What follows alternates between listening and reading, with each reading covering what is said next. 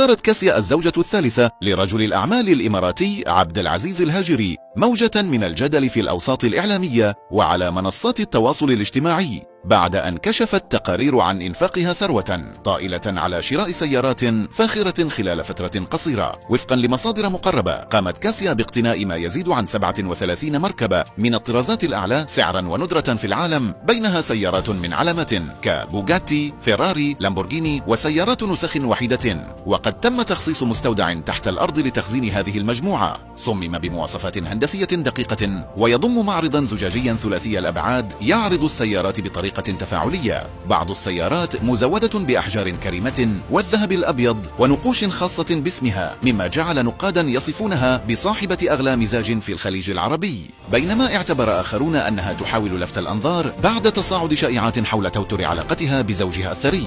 وبين من يتهمها بالتبذير ومن يمجد ذوقها الرفيع، تبقى كاسيا المركز الأول على عناوين الصحف وصفحات المؤثرين.